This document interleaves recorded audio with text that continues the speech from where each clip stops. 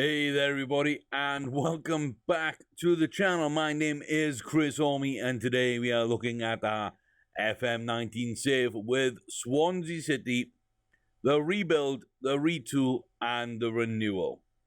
So in season 4 we had a good year, as you remember from the last video. If you haven't gone to see that, hit pause, check out the other videos on the channel. It's got a run through of season 1 to 4 in various videos, and for the continuation of these games you can watch live on twitch.tv/Chris Orme. Follow me on Twitter at Chris Orme to get notifications when I'm going live, as well as following on Twitch. But these are the catch-up videos for that stream. So 99% of the games I believe so far have been played on stream. I've done very few offline. Usually when we have a losing streak and it's time to quit the stream, I'll play a couple of games, I'll change tactics, I'll go in and do a lot of morale management and so on and so forth. And the offline stuff is mainly transfer windows, pre-season, and that kind of thing. So we've just done that. We're up to the new season here, season 6, about to start. So I thought the best place to start off would be the signings. We'll jump into the fixture list and see how things went in various competitions there. And yeah, we'll get on with, we'll finish up with looking at the league table and whatnot, and see if we hit our objectives and what our new objectives actually are. So to start out, we were looking for European qualification. Now, we narrowly missed out in season 4. You know, we did really well, but we narrowly missed out on that title. So privately to myself and to the people on streams, I said that I really wanted to be back in that title fight. That was my objective. My minimum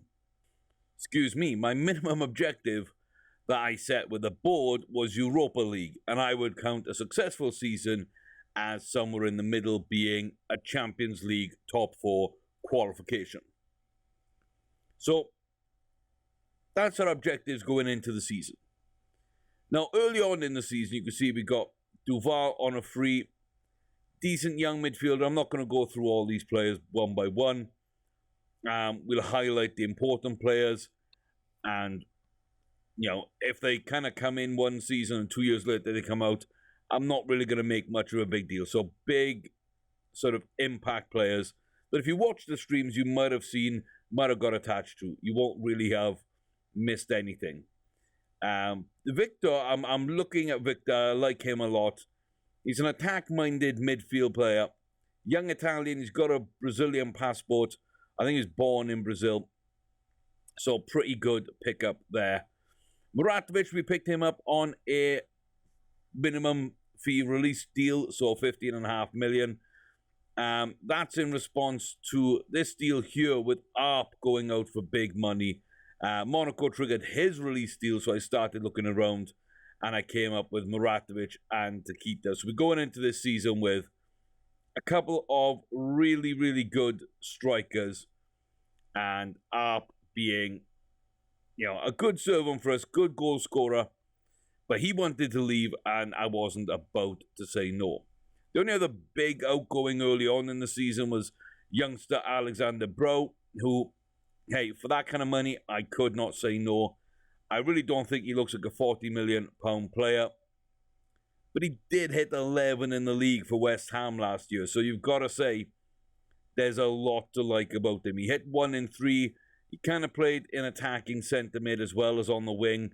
Not yet capped by England's full team, but 19. Really, really good player. Just no place for him in our team. And at that kind of money, I really didn't want to say no. Serda, we know Serda was going out. And as far as everything else, Warner was on the bench for some games.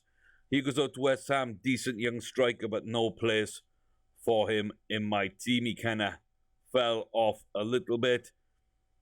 And yeah, a couple of players like Inez and Bucks, who we kind of wanted to play. But again, you know, the team is really, really tight at the top. We've got so much talent everywhere. We really just needed to thin out some numbers and get some players sort of out of the club so that we could bring others in. So some of these are fairly cheap deals. But overall, I think we did okay. I think we brought in enough people and sold enough people in a way that we made money and still improved the side. So apart from the two strikers, we went and got Philippe Serra, who has developed into an absolutely world-class midfielder. So 28 million from Porto, and the boy has done really, really well. He stepped his game up with us. He's really taken us forward quite nicely. Some young players here again. Centre-back Rivaldo. Scabacci looks okay. Cognon's a right back. Got some midfielder. In fact, we got something of everything. And a lot of these are English, Irish, Northern Irish, Welsh, and Scottish players we're bringing in. Even Fracco and Giorgio, they're both English born. So we're bringing in a bunch of British talent as well to filter through the youth system. And we'll see how that goes. And then the only late one then was a £6 million bid for Luka Jovic. You know, he didn't really play much for me, but he did really well in one game in particular. Pretty much the only highlight of that game was Jovic. But 54 million for Real Madrid. They did not play him. So I feel I've got a really cheap player. And if he does come off the bench or he does get some games in the cup, you know, he's not my first choice striker. But if he does really well, we should be able to make a healthy profit. Plus, he's a really decent looking striker. So, not the quickest, not the most physical, but he's got some nice mentals and some nice physicals, nice technicals to go along with them. So we'll see kind of how that all plays out. But that was the only real signing back there. So, two strikers up, you know, early on to replace Arp going out. Sarah coming in to replace Brown and a couple of the midfielders that were on the bench going up. Warner dips out.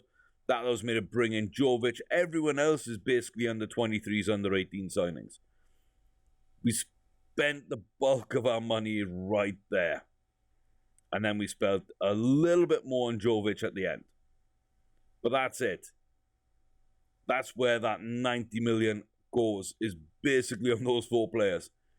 So everybody else is pretty much just for the future, squad depth, whatnot. We'll see how those deals look, but none of them are too crazy. I mean, Colin Yon at 2.3, but I mean, he looks like a really good, solid right back, very young, high potential.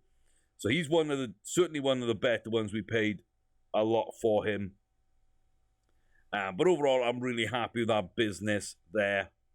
Other players going out then as we crossed over to January with a bunch of loanees mainly, and some of those really come back good. Apologies there, but yes, as I was saying, we had good loan deals going out. Not too many, but I feel that we've been doing a good enough job of getting the key men out. And you should start to see a bunch of these names appear into the first team that we've been loaning out over the last couple of seasons. So if I look here, I mean, Fabri's got a shot. Magina's been out now for 2 years. And then we got names that actually loaned out this last season. Now, Kempton, Pedroza, Gomez, Nuts and Magina. I think they're all in or around the first team. Raimundo might be a victim of numbers. He's another right back. And well, he's a left back as well. So he's got a shot as well of being in the first team squad. But they all look really good. We're getting them experience. We're selling on the players that we don't think are ready now or aren't going to be ready enough or have reached an age and they just don't look good enough. So, you know, Exley, sort of those stats, if I can just get it over. There we go. So, as you can see, he's got some really good stats here.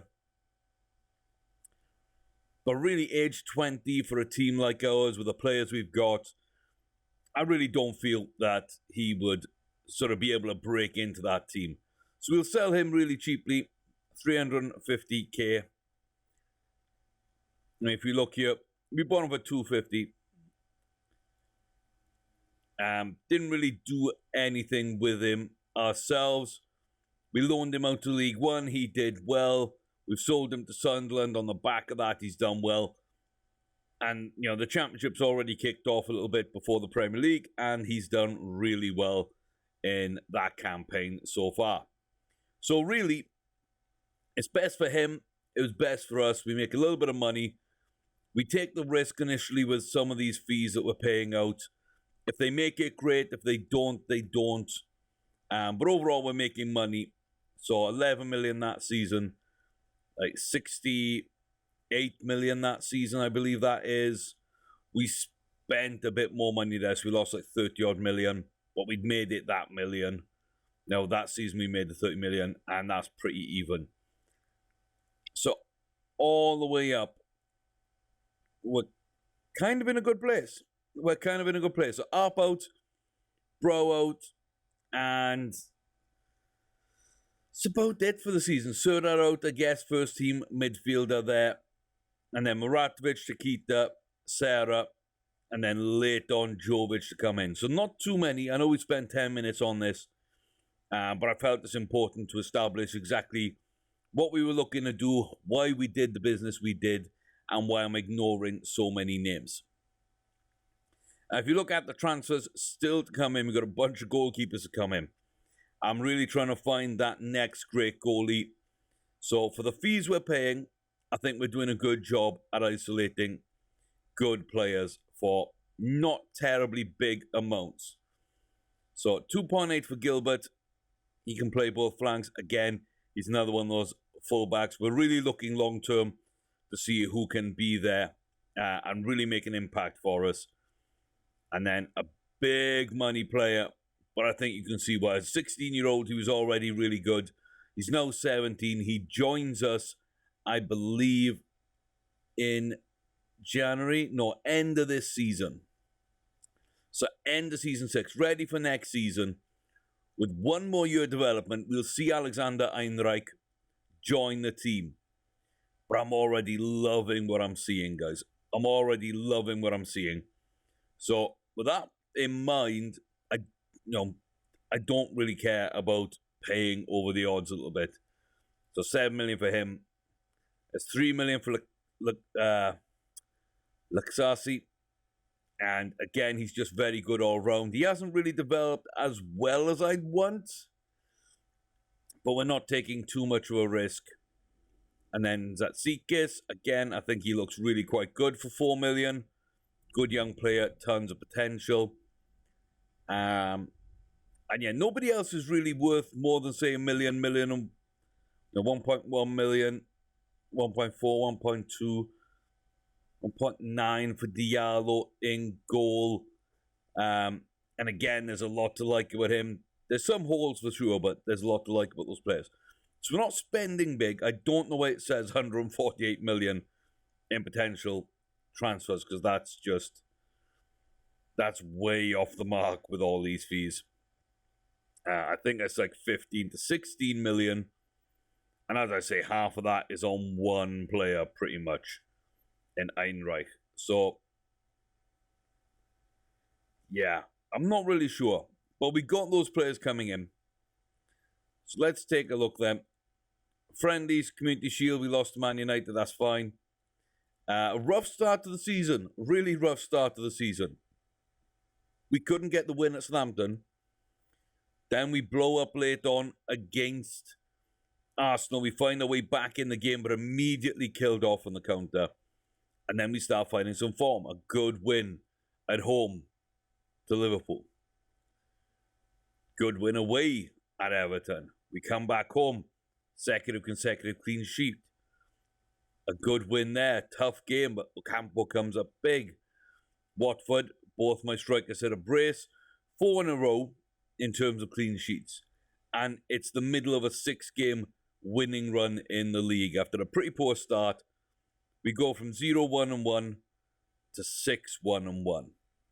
6 wins, 1 draw, 1 loss. pretty good start. Bro does his best to try and spoil the party right at the end. And then the group game in the Champions League, we start off at Barcelona. We got Leipzig and Shakhtar also in the group, but we lose that one. We then go through the League Cup with Southampton. Leipzig, a late winner from young striker Pedroso, gets us the win there as we play our B team basically for that one.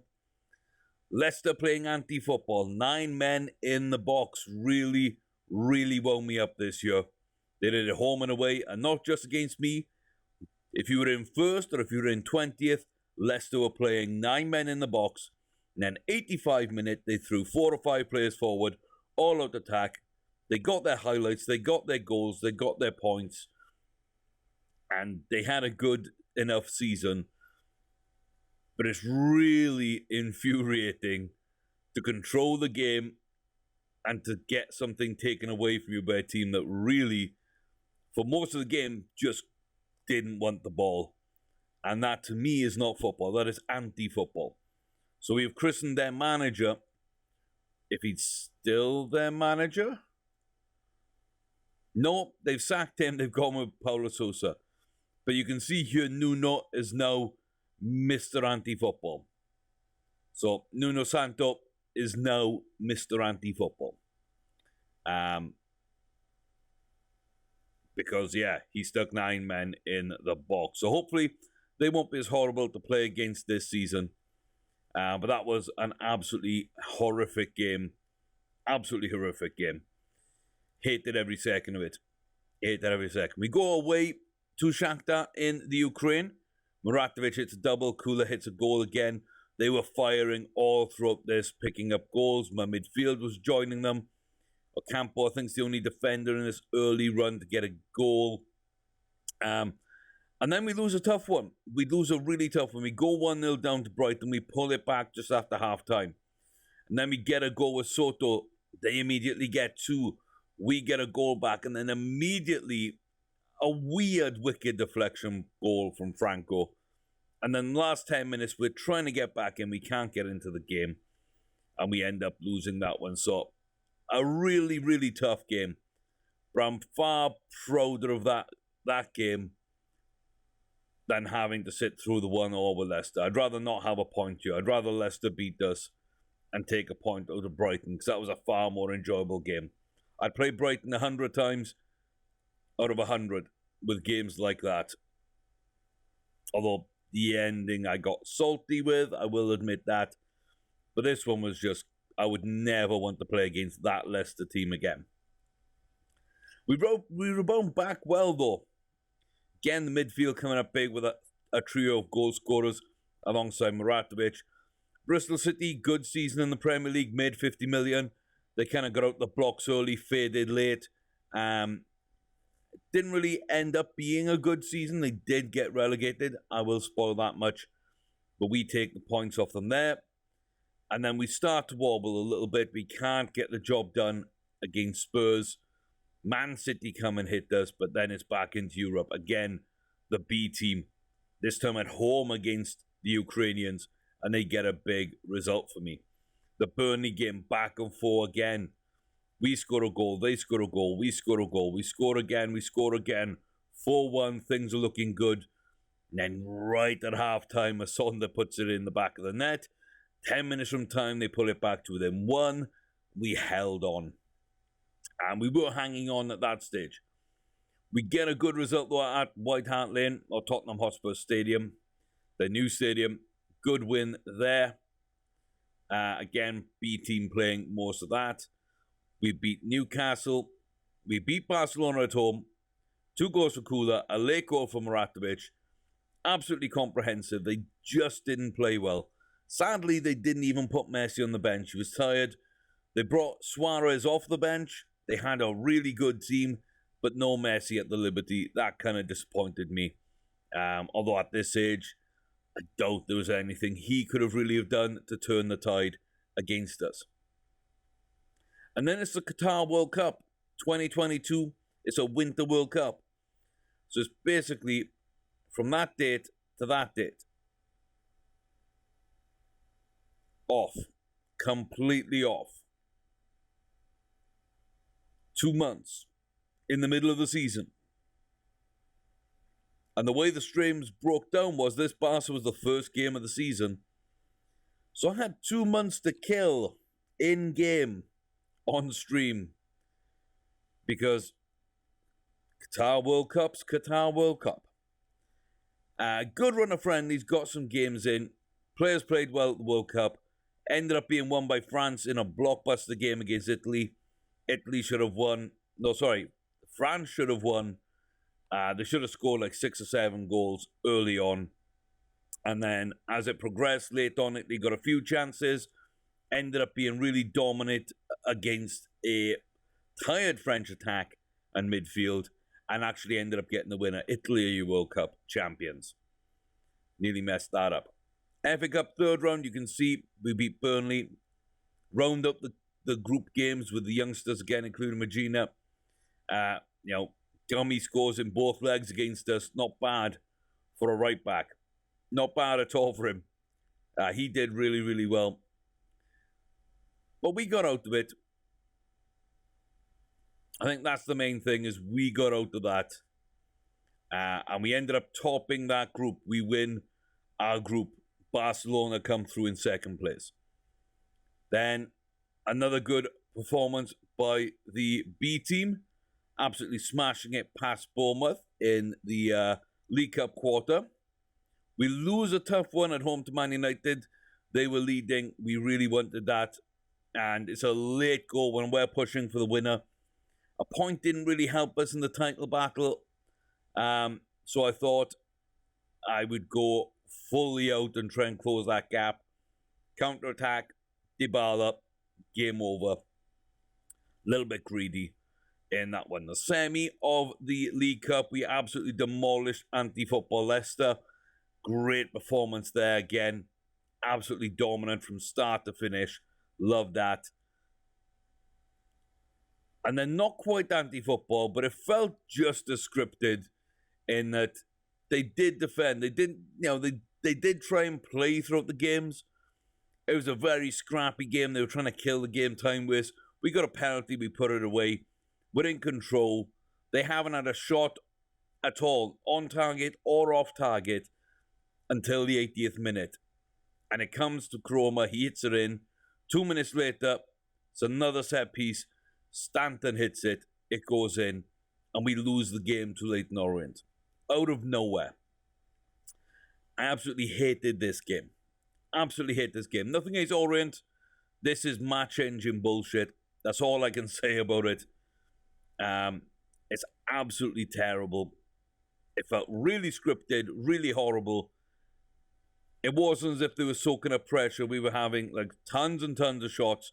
They were all going right at the goalkeeper. It was as if our 20 goal a season strikers and our 15 goal a season midfielders suddenly forgot how to shoot. We went from being Premier League all-stars to League 2 wannabes. Really, really badly how much of a drop that was. And coming off a very good run of results, I have no idea why. So I'm saying it felt very scripted, it felt very match engine, and I started to lose my motivation at that stage. The game against Southampton was just a very poor game. I didn't go looking for a winner. I felt with what happened at Orient, what happened at Man United, what had happened earlier on in the season with Brighton, when we go pushing for the wins, and we end up losing the points. You'll see, like the Tottenham game and this Southampton game, these are the games where I just decided, okay, if the other team doesn't want to play them, we're not playing well enough to break them down, we'll just kill time to get the draw. Now, sadly, both home games, I probably should have pushed my luck on at least one of those two. And then it's Arsenal. We finally beat Arsenal. Early and late, great performance, dominant.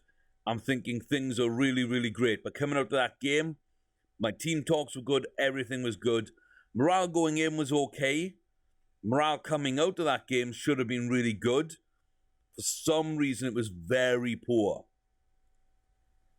And then we put another one against Tottenham. And then in this game, Salah scores. Indy gets a very unlucky own goal. And I'm trying to make changes at 2-0. Very quick fire game. No highlights before 15 minutes, pretty much. They score 2 quick fires. I'm making tactical changes. Before I can do it, I'm lining everything up. I hit the wrong shout and they get a highlight before I can confirm the rest of my changes. And it's the 3rd goal. And I'm angry, and before I can react, Rafa's going through and going to score. So at that point, I put everybody up top. I just said, sod tactics. If they're not going to play, if they want the day off, they're not going to be players today.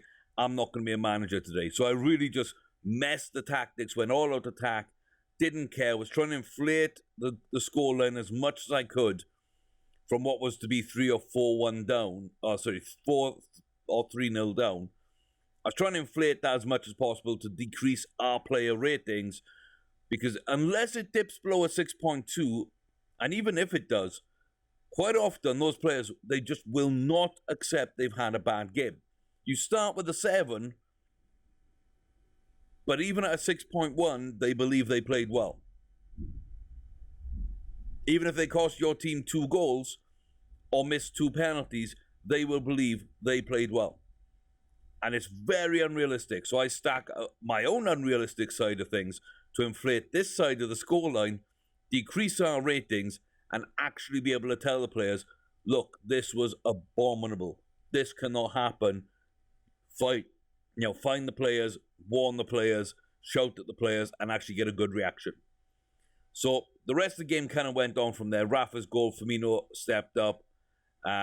Danny almost scored. Firmino completed his hat-trick before half-time. Luka Jovic came off the bench. He scored a goal, then Curtis Jones scored a goal. Pavon late on, and Jovic late on. We lost the first half 7-all. With my stupid tactics, and after shouting them at half-time, we drew the second half 2-all. Give me a little bit of hope. It did give me a little bit of hope. But Porto, away from home, again, the boys didn't play early. They kind of got gifted the first goal. The second one was pretty good. Then the penalty, and I'm out of the game. I'm out of the game after the penalty. I'm so wound up that the team isn't playing well, that the tactics which win so many games early on in the season just suddenly stop working. And you'll see, there's a little sneak preview about how quickly I get things back.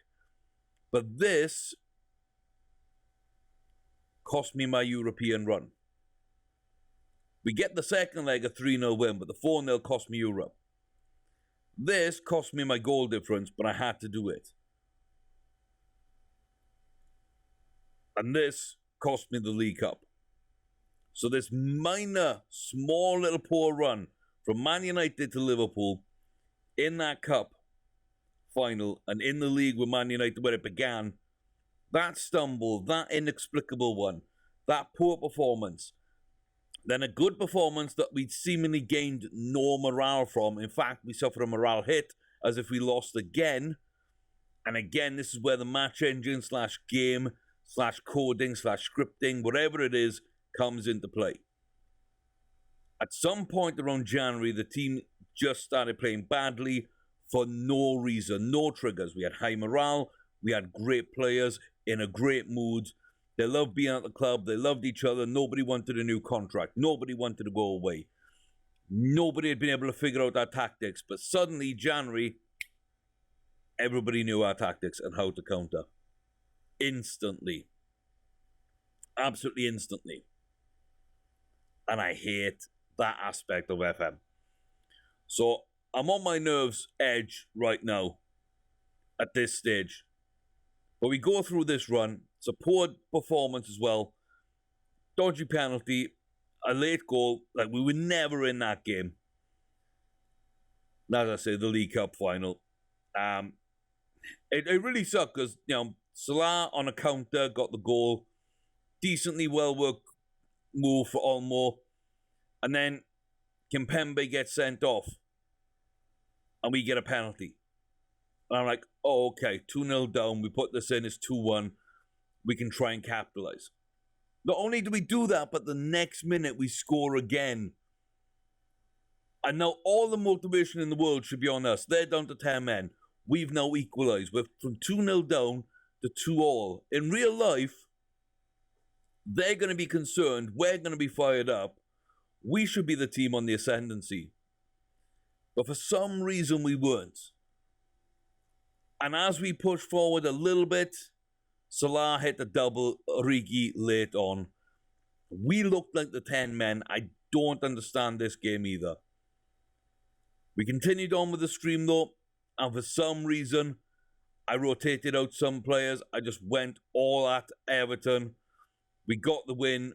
We played well second half, but the first half was drudgery, and I was really done at that point. I was really done.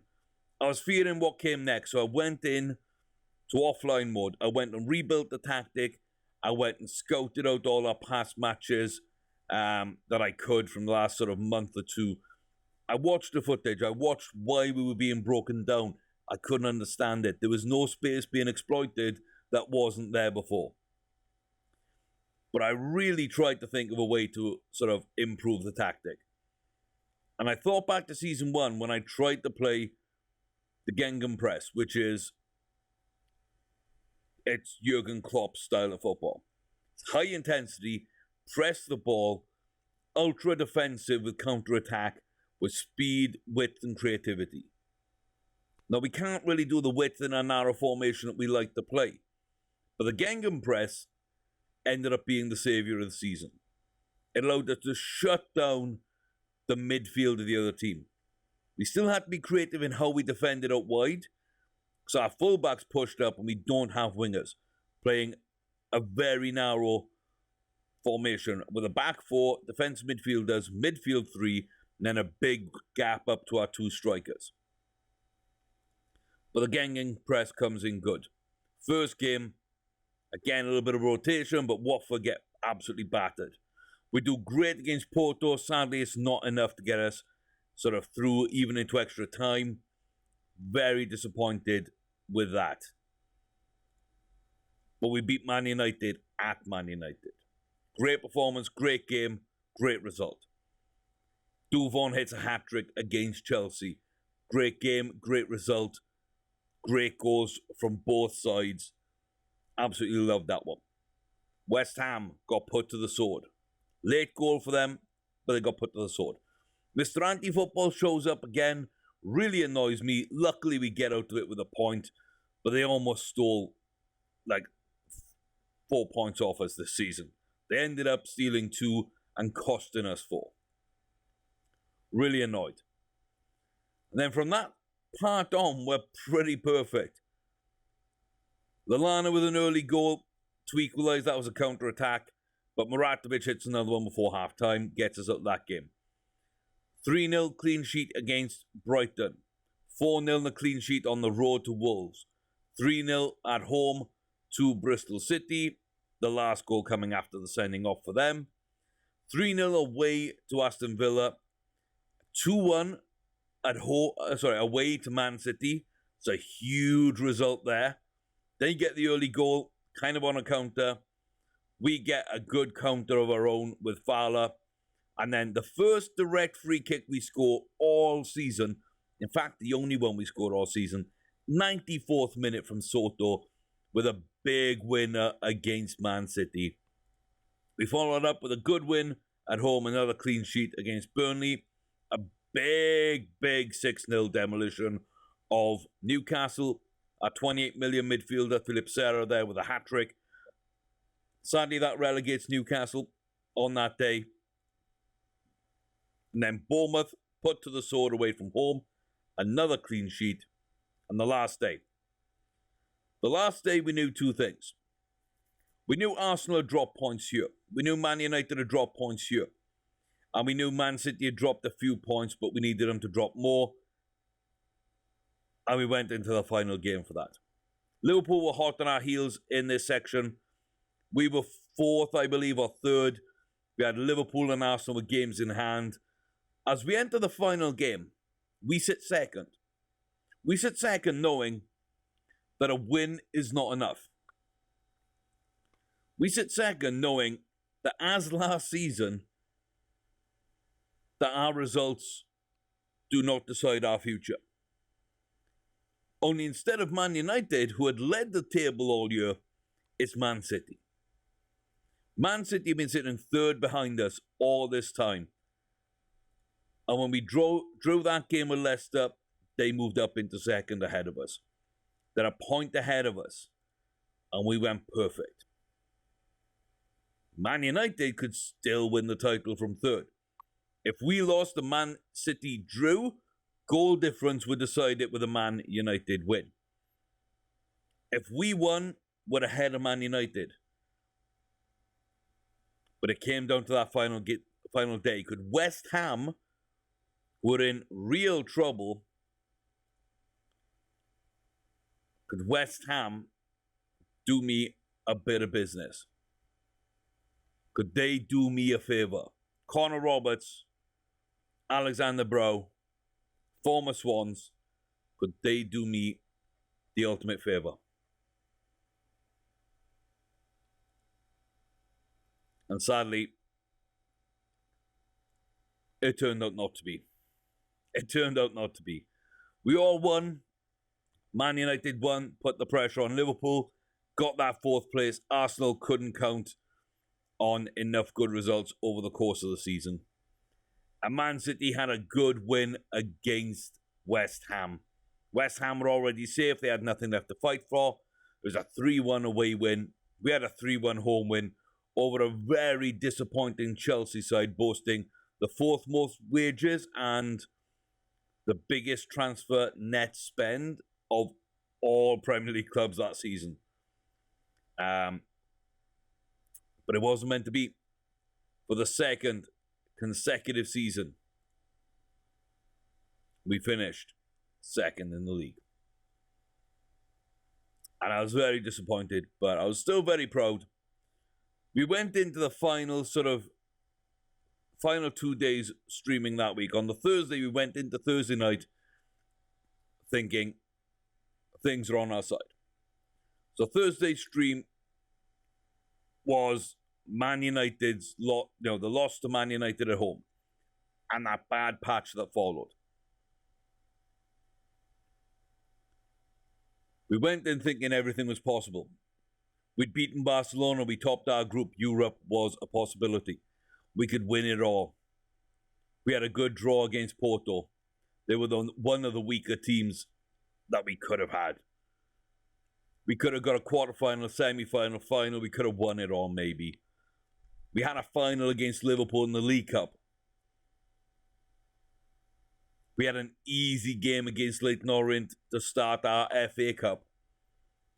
And United had a huge lead, but they had a tough final 2 or 3 months. Coming out to our Thursday night stream, we knew we were out of Europe after that first leg, that it would take a miracle to get back in. We knew we were out of the FA Cup and the board would be unhappy at the manner of our exit, at who we played and lost to, and the fact that we didn't hit our objectives. We got out of the competition so early. We knew that the League Cup final was not our day and that we'd been thoroughly beaten by a team far more clinical than us. It was a kind of low place to be. It was a very low place to be. Going into Friday, I summoned up everything I could. The goodwill, the extra tactics that we put together, and we stormed through games and got all the way through things. And we arrived at the conclusion just short of our primary objective, which is the league title. It's a very bittersweet ending to a very bittersweet season. Burnley on the final day beat Aston Villa away from home. They were at Villa. They beat them 3-0 to condemn Villa to relegation. Bristol City made 50 million. They made the most money out of all teams in the division. They'll get parachute payments on top of that, but ultimately their early season form just wasn't good enough for them. And as I say, we relegated Newcastle with a big 6-0 defeat. They didn't win either of their final 2 games after us. But Chelsea underperformed. Arsenal weren't very good. Tottenham weren't very good. Liverpool worried us for a long while. It's a 3-way dance. We split the Manchester clubs. We finished above United, which we couldn't do last season. But we were undone. Mr. Anti-Football at Leicester. Those 2 draws that we did not deserve to suffer, home and away. Saved them from relegation. But it took away my title. And so we go again. We're back on it. Starting tomorrow, Monday, 10 a.m. Central US time. That equates to 4 p.m. in the UK. 5 p.m. if you're in mainland Europe, if you're in Central European time. We start season 6. Some games have already been played. We open up with a home game against Stoke. Well, one of the late kickoffs, we can see what the rest of the team's done, the way they played, everything that they've got set up. And this is the team that's going to take us to the promised land. This is the team. These are the players. But how do we get there? With a very quick run through, let's look at our season's transfers so far. Incoming, a young fullback, young players again, some young Englishmen. Free transfer David Selke, he becomes our 3rd or 4th choice striker. I knew bids were going to come in on our strikers. I was really worried over the last 2 seasons about losing Kalenovic. I knew that Duvon would go as soon as I faced another 60 million plus bid on him. We turned on a 66 last season, so I knew that it was pretty much time. He wasn't in the team. It's time to cash in. We've got some good youngsters coming through, but they might need a little bit more time. So we lined up Davy Selke. We also have Luka Jovic from last season, the end of last season. Reece James came in from West Ham on a freebie as my backup right back. That frees up John Joe Kenny to leave for AEK Athens for on its way to being 17.25 million. Some more young players there. Young striker Giola, he's a decent big signing for us. Bit more of a target man. Like that a lot. Going to train him to play complete forward and see where we go. Young goalkeeper Mikkel Forge. Forge. Not really sure how you pronounce that surname. But Danish, great potential. He actually becomes goalkeeper number 3 because of a deal we make later on, which is 12.5 million for Mattia Perin. He becomes our starting keeper. Pedrosa, who was going to start, sits on the bench once more. And that was in response to bids on David Raya. He ends up as Chelsea's backup goalie for up to 23.5 million. Again, I'm very happy with those kind of deals. Free transfer. Let go in Argentina, Diego Suarez. Really good young player. So he comes in. I really want to see what he can do moving forward. He actually gets a start on the opening day because Fowler's out injured. Then a couple of signings for the fans. We've got a big Joe Allen fan on the stream, Ninja Pigeon. So that one was for him. We signed Joe. He was available on a free transfer. I was sitting there with a couple of hours left on transfer deadline day. I was in Ninja's stream, not my own stream, and I was like, okay, what are we going to do? Who else can we sign? And then everybody's talking about Joe Allen. He's singing about Joe Allen. There's nothing else I can do. We go in and sign Joey. He'll be in the reserves, but he is eligible to play every competition for us. So we'll see. He's not quite out of the first team. And as we're at it, someone mentioned Scott Pollock, and I thought, why not give him $5,000? He can sit on the bench. if I ever need to use him. He really isn't good enough, but him and Joe are going to be in the under-23s. If I get to a final, I will consider bringing them along and maybe playing one of them for a number of minutes in those games. It's just fan service with those two, really. But I felt I could do that. I felt I'd earned enough to do that. So really, Perrin on 12.5 million become the starting goalkeeper. I think he's a really good goalkeeper for that. He was on Juventus's bench. I think Szczesny is their number one. And Diego Suarez on a free. I actually had a bid of 8 million rejected for him last season. So to wait and actually pick him up on a free, I think is a very decent bit of business. Great backup keeper, backup right back, backup striker. Bunch of good youngsters, including a very good young striking prospect. Duvon heads to Arsenal, 75 after clauses. We saw Renato Sanchez, he did want to leave. Barca came in, I didn't say no. 87 will top that one. Tequita and Rebello for a combined 72, but that could raise to 98 for those two. A small profit on Tequita, but again, I didn't really feel he offered too much more than Jovic or Selke, and I felt that the price was okay. We'll sell him for a profit. We could make more in the future. And rather than let him sit on the bench, as Rebello was doing, we'll clear out, we'll promote some youngsters this season, next season to replace those kind of players. Stupid bid from Burnley for Josh Earl. I turned down two that were 20 million before I decided if I was going to play youngsters or not. But then they kept coming back and I kept knocking up the bid. And they finally agreed at north of 30 million. Absolutely crazy. John Joe, we know we got our replacement in, got a good fee.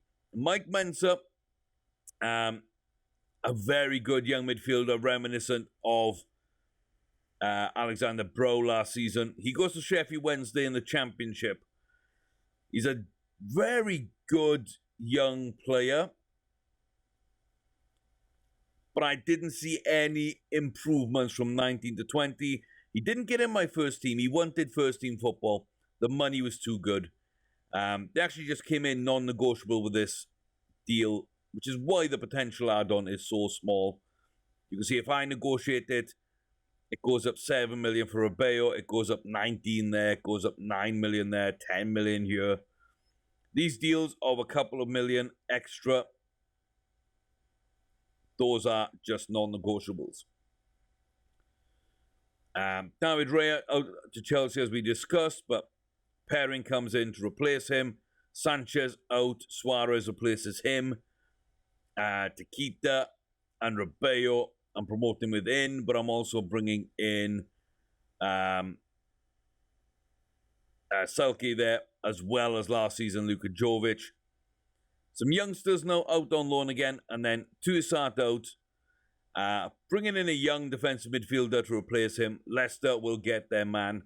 I wasn't going to sell to Leicester City, but I really didn't have any other options when it came to Toussaint, and I did want to sell him. So he kind of lost his way in the team, and I've got a young midfielder to replace him from the youth team. Plus, we got Suarez. So overall, I'm really, really happy. My first team would be Fowler in for Suarez, and then Suarez on the bench instead of Magina. But this is pretty much my first two teams. So we got our first 11, we got our second 11. Say, swap Suarez and Fowler around. And then you've actually got my first 11 for the season and my second 11 for the season. Yeah, I'm pretty happy with what we've got. Again, the backup left and right backs don't need to be too good. We got young Kevin Mackay back out from loan. We'll see what the young Scotsman can do. But he looks really decent. He really does look quite decent. And I'm excited to see if he can step up and fulfill some of that potential. We're still going with the same sort of players we had last season. Perrin's the only newcomer, but again, it's a 3-star keeper. But I do believe that Perrin is a better goalkeeper than Raya. The fact that he's older, I don't mind. We've got Arosa to come in, and then we got Ferge, or however you... I think it's something like Ferge to come in as a replacement. But Perrin in goal. Ocampo at right back, who's done very well for us. Left back will be Ainde. Similarly, great ratings on him. Centre-back partnership is Alan Franco, who we turned down multiple big money bids for, and Diego Robles, who still looks absolutely godly. Enes Avdic keeps his place at the base of that midfield, and is the reason that Toussaint was sold. He's also got some free kicks and corner-taking ability, which actually does help him out. It gets him quite a few little assists and involved in attacking play, since he normally sit back and defend. We've got Philip Serra, left-footed, but on the right side of a midfield 3. He attacks on that side, does very well in the Mazzala role for us. £28 million signing, continues to develop into a world-class player. Down the middle, club vice-captain, because his compatriot Robles in defence is actually captain. Soto is my vice-captain, and he actually moves from the right into the centre. So last season I had Soto on the right of the 3. I had Renato Sanchez in the middle and Serra on the left. Serra's moved over to the right. Soto moves in, and that opens up for Keegan Fowler, who kind of took over from Sanchez halfway through last season. And again, I think there's a lot to love about the youngster there. He really kicked on from 18 to 20. There's a big difference in his ability. So I'm really excited to see what he develops into. Up top stays the same. Kulenovic, big striker for us. Scored a ton of goals last season. And then Muratovic continues to improve and look like he might just be the best player at the club, which is scary when you consider some of the players at the club. Last season, Kulenovic put on a masterclass, 27 in 31 games, 34 and 40 overall, but that is with 6 penalties. That takes him down to 28 in 40. And Muratovic, he hit 27 in 45. Very, very competitive. Played really well, scored goals everywhere, 21 in 33 Premier League games. The pair of them have been absolutely dominant. And the fact that 4.1 million for Kulenovic, 15.5, although if I did get him when I first wanted him, in Season 1, Season 2, he would have been much, much cheaper for us. But hey, he went, he played, he developed, came out really, really good. Backup goalkeeper will still be Carlos Airosa of Portugal. Very good young player, training really well. And if he does get a chance, then he might just take it. Backup right back, as we've looked at, will now be Reece James. Backup left backs, McKay. My centre-back partnership will be Rui Gomez. Good young Portuguese centre-back there with room to grow. And former club captain Benedict Gimba, who is still holding on to his position in the club, mainly because Robeo wanted to leave, and he doesn't. So kind of edges him in staying. Young Tom Kempton, the backup to Avdic in midfield. The reason why Toussaint left between the two kids. Really like this young lad. He's been out on loan a couple of seasons. He's done fairly well. Him and Rui Gomez and a couple other people have been out on loan. But Kempton's come back in now, and I really like what I'm seeing. Age 20. He looks ready to play Premier League football.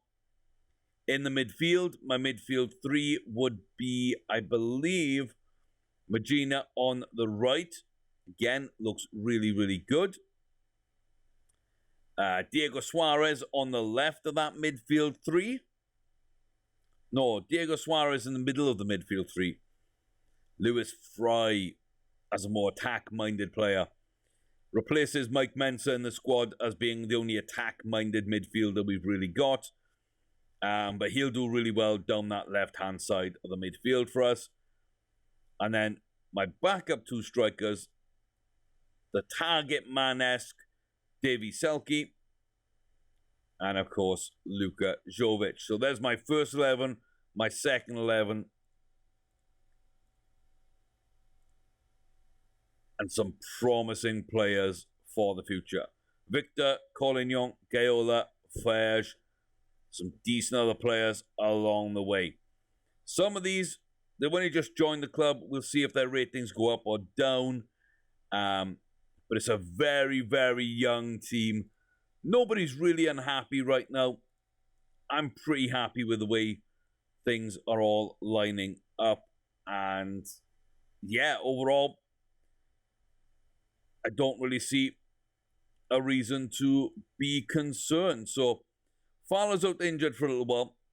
Everybody else is looking okay. We'll give the debut to Suarez. That puts us into our new Gegenpress tactics. If Fowler's in there, that completes green links here. So we've got good understanding between our strikers and our centre-backs, and all the four midfielders would be fully fully understanding. And you can see why, because they play those positions, etc. They do really well together. So it's a positive one. We still got our old tactic, which doesn't work quite as well in some games. A bit more lax defensive. But if this does come a cropper at any point, we'll go back to the tiki-taka style of football. And if we do need a forward threat, I can always change things up to really start looking more like an attack-minded situation again. I think number one would be to put these two into their favorite roles. But yeah, we can do that. We've got tactics. We've got the chance now to really kick on and do something this season. I really hope we do. But yeah, I didn't want to spend too much money. We do have money to spend. With all the sales and everything, we've got over 300 million to spend. We've got a crazy wage budget we're spending half of. There's tons of money in the bank. We are improving the facilities. I've spent all these 5 seasons getting the best facilities we can get.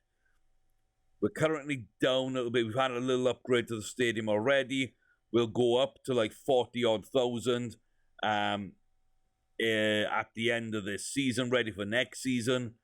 I'm really happy with the way things are going. If we look here, the owner is looking to leave. And we look here, consortium, Marcus Evans, I think that's the Ipswich chairman, looked to take us over, failed at the end of last season. And there was another takeover bid by Hamad Ibrahim of Qatar, a big tycoon. That failed as well. I don't know what's going to happen. But, yeah, chairman wants to leave. Could be a takeover. Stadium being increased. World-class squad starting to be built. Champions League, we really want to attack that this season. I want to win the group and go as far as we can. I want to win the Premier League. And I'm also in for all the cups. I just think our board objectives are really high this year. So I need top 4. I need to get quarterfinals and 2 semi-finals. We lost the Community Shield already by Man City. That's not important. But I kind of want to get as far as I can in all 4 competitions. I think we've got the tactics to back up the team we've got. We're not weak anywhere any longer. I think our strongest team is really strong. Put Fowler back in there at 4.5 stars. And really, your weakness is a top performer in Ayinde or the goalkeeper, who pretty much looks like the best goalie to have ever played for Swansea. So yeah, I don't know. Let me know what you think in the comment section below. What we're going to do this season, how good we can be. And if you want to watch live, as I say, we go live tomorrow, 10 a.m. in the US Central Time. I'm in Dallas, Texas. That's 4 p.m. UK time. That would be 5 p.m. Central European time, I believe. So come along, twitch.tv/Chris Ormy. Check us out. Follow me at Chris Ormy on Twitter to see notifications of where I go live and what happens, little teasers and twists here and there. It's a good community on Twitch of FM players. Great knowledge, great experience, great fun, great group of lads. Good streamers, good viewers, the whole works. You can support this channel by subbing to me on Twitch. If you've got Twitch Prime, if you've got Amazon Prime, then you automatically for free get a Twitch Prime subscription. It's got a value of $5 or $4.99 in, I think, pounds as well. Basically, half of that will go towards your favorite streamer. You get some emotes. We've got some sheep-based emotes because we got to be on brand as a Welshman. And yeah, you can put those emotes in chat. You get a sub badge, and it really helps support what we're trying to do on this channel. That's me and my wife. And support what we want to do for this channel with this game, with Twitch, and everything else all in. So please do consider it if you are available to. If not, it's just a $5 or £5 a month subscription to that channel. And hey, like I say, it does help support me, so it's up to you. But let me know, what do you think of this team? What do you think we're going to do? And then come on out and see us live. I'm leaving things there. Start of Season 6 starts tomorrow. We'll see what happens. But I want that league title. I'm coming for Man United. I'm coming for Man City. And I also want to win everything I'm in. I want to win the FA Cup. We've never won that as a club. I want to win the Premier League because we've never won that as a club. And I just want to see, can dreams come true in Europe? Find up with me. Till then, take care, behave yourselves, and I'll see you soon.